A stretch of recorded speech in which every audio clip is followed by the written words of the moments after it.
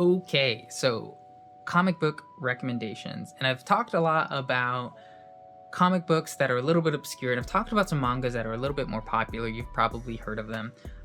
But this is one that I think if you're maybe about millennial or older, you've definitely heard of this.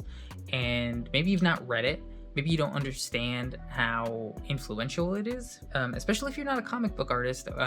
But Frank Miller's Sin City is such a solid recommendation. Now, to be clear, Sin City describes the place very well. I mean, it is a place of sin that includes all kinds of other sins that are maybe a little bit unsavory, especially in this day and age. I think that when they made the film, which I think is a really cool adaptation, it might have put off some people because of just how hypersexualized some of the characters are.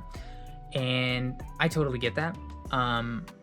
I think part of it is also that that is included in these sins that happen in the city. It's not just about murder. It's not just about drug use.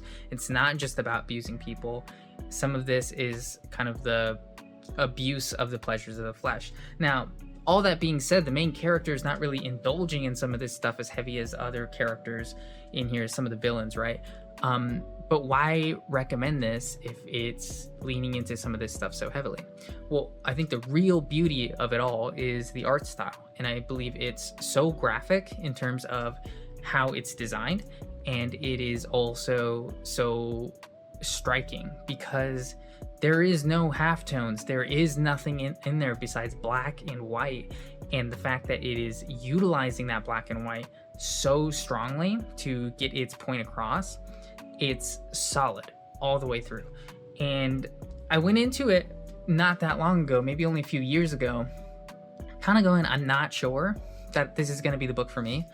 But seriously, just the artwork itself, just the fact that it's using black and white is crazy because it does it so well.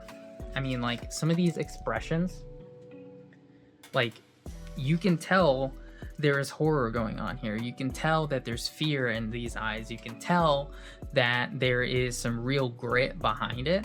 And it's, again, just using black and white. And I cannot emphasize how impressive this is. And if you've seen the film, I recommend that you watch this. And if you've read this, watch the film because it's a solid adaptation. It is made with Frank Miller's support. So I think that the film is also really interesting. The behind the scenes of the film is also really interesting. So highly recommend this book. I think it is a little bit of an oddball, but it is famous, and I think it's famous for a reason.